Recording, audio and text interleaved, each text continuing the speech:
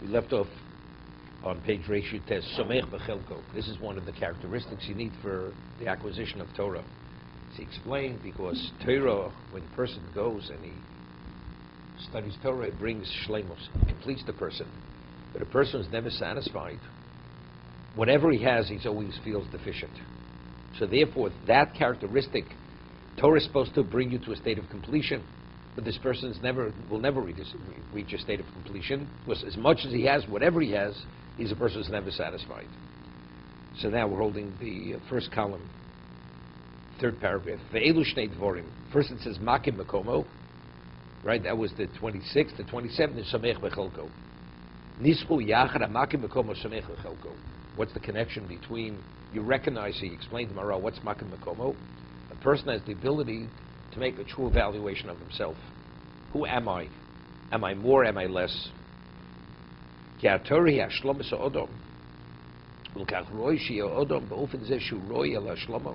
Person has relevance to be mashlim himself. So let's say you think you're more than you are, right? So then you don't need it. Let's say you underestimate yourself. You're less also. So you're more. You really, in reality, you're more.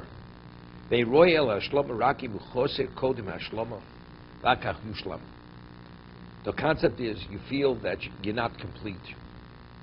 Here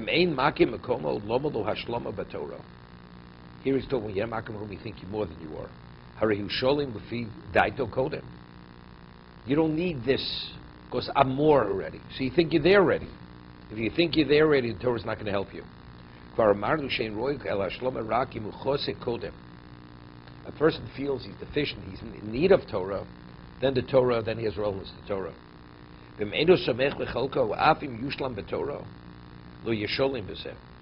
Even though he understands he's less and he needs the Torah, but even after everything's said and done, he feels he's still missing. What's the value of it? He's still not there. He said the other thing. Versus you have to have an evaluation to have relevance to the emes of Torah. You have to be truthful to yourself. That's that characteristic. Regarding your own status, a person is not misleading himself.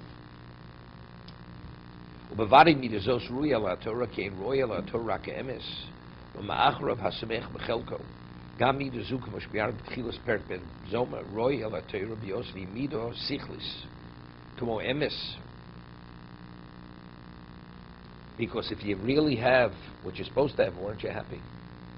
Right? There's something wrong there. The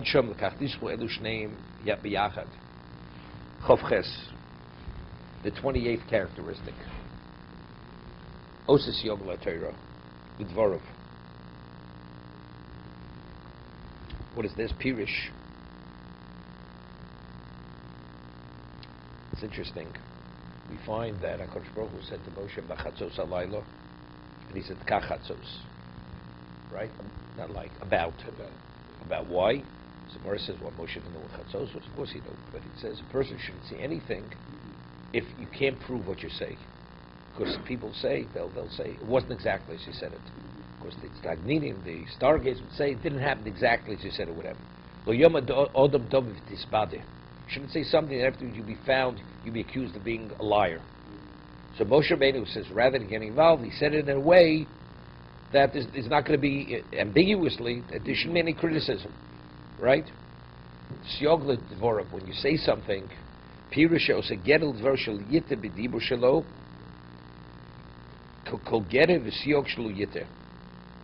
what do you make offense? Because accidentally, you can make a mistake. You see, it means a little bit different here. Right? When you say a person is not always fully cognizant of everything. So there's always a chance you may be off slightly. So by making the fence, you have a fence on a road. You shouldn't go off the road. What do you need a fence? But if you always drive in the center, because sometimes you veer off a little bit. So by putting the fence there, it prevents the person from going off the road. Same thing, a person is not always cognizant that he sees everything clearly. We have some blind spots. So we need the siyog, we need the fence for the blind spots. Because what we say, we don't always say exactly the way it should be said. Does it royal ala sechel shlo yid dvorav beiruf? B'zeh omer perketz v'avram omer Rav Yehuda omer Rab b'nei Yehuda shekpidu al l'shonim iskaimu toras b'yodam. People who came from Yehuda, they were very careful how they spoke. How they spoke, the language they used. They golu shekpidu al l'shonim iskaimu toras b'yodam. Hear this. The Gemara says over there that the people came from Yehuda, that whatever they spoke, they always used the same terminology. They didn't use different kinds of words. So because, therefore, it was easy to retain. The words always meant exactly what it meant. So when, let's say, they'd review something, or they'd always say it the same way. So as always, it's not just say, whenever you say something differently slightly, it doesn't always touch certain things in one's mind as it normally does. I'll give you an example. Shut off the tape on this. Very often I do.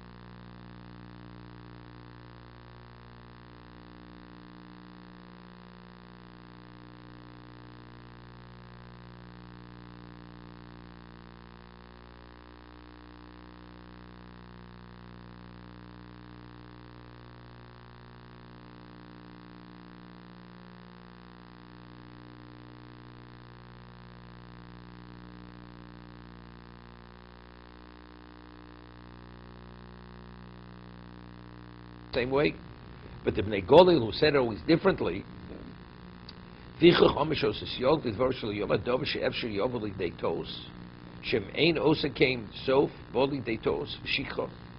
make mistakes, and of course you used to forget. Use specific words. This word always means that. You always use the same kind of word.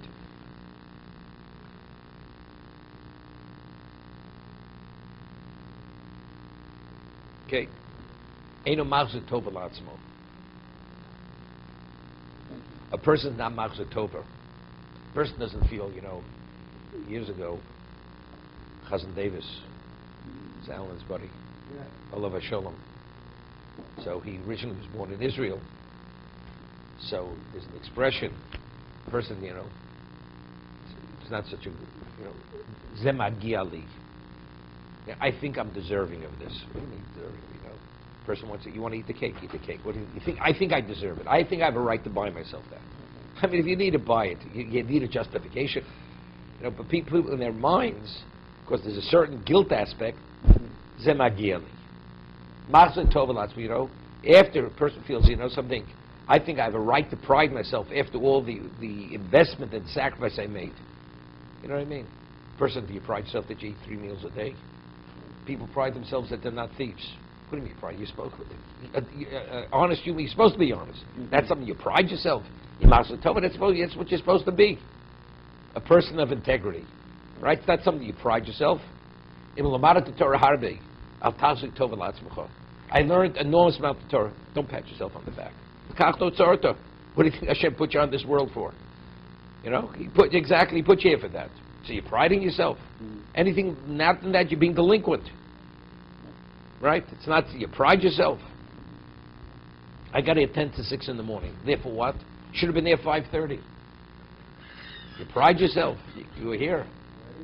Well, you're going away Friday. Okay, so I got to put it. I got to get into the last licks. Okay, let's see the Mishnah Baruch. Everybody going to get different kinds of medicine. That could lead to depression, a form of depression.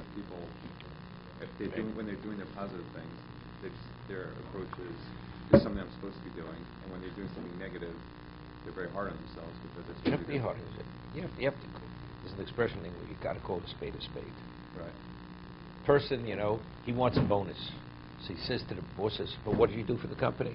I always came on time." But that's not what you're supposed to come on time. To get the bonus, you got to do more than come on time. You got to produce. You didn't produce. What do you get the bonus for? Well, I could have stolen. I didn't steal. Well, you're not supposed to steal. That's why you deserve a bonus. Right. So I'm just saying, there's certain basics. If you come in with a mindset of entitlement, right, then for doing nothing, I'm entitled. No, there's no such entitlement. You're supposed to do what you're supposed to do. To be deserving, you have to do more than that. That's producing.